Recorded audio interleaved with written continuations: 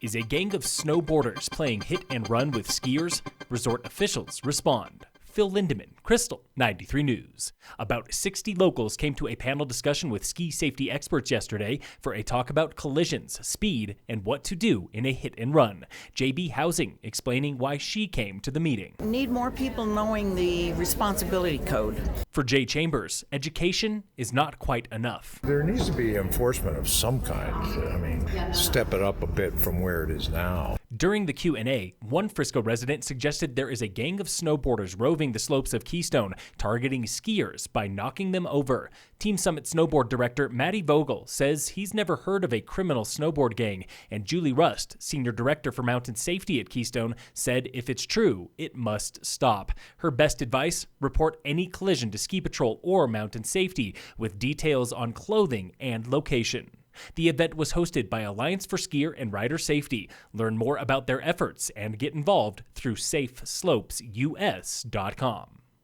The clock tower at Frisco Town Hall will live to tick another day. At this week's council meeting, Town Council heard it will cost $40,000 to demolish that brick tower and decided that's too much, especially with upcoming work on Main and Granite Streets. This is at least the third time the tower has been on the chopping block, and as one local points out, maybe a better solution is to fix the busted clock. It often shows the wrong time.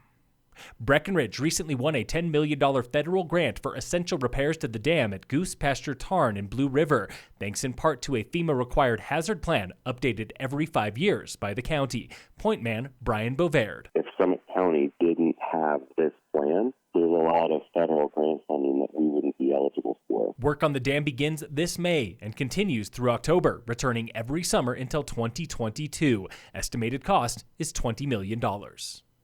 Copper Mountain has raised $34,000 in just 6 weeks for charity through its Play Forever Fridays promotion. That promotion was new this year, funneling cash from Friday lift ticket sales to nonprofits like the FERC, HC3, and 10 more. Play Forever Fridays continues through March 27th. Avalanche danger remains moderate today in the Summit Eagle County zone. Your problems are persistent slab on all elevations and aspects and wind slab on northeast through south aspects at and above tree line. Large natural slides continue to break in our zone, including 2 on Peak 1 earlier this week and a large cornice collapse on the south side of Loveland Pass yesterday. In sports, the Avalanche beat the Sabres last night 3-2. All Colorado teams are off today, back tomorrow for the Avalanche and Nuggets. And in local sports, brought to you by American Family Insurance, the Weiss Agency, Summit High boys basketball lost to Holy Family last night 56-46 in opening round of the playoffs. The Tigers are now eliminated.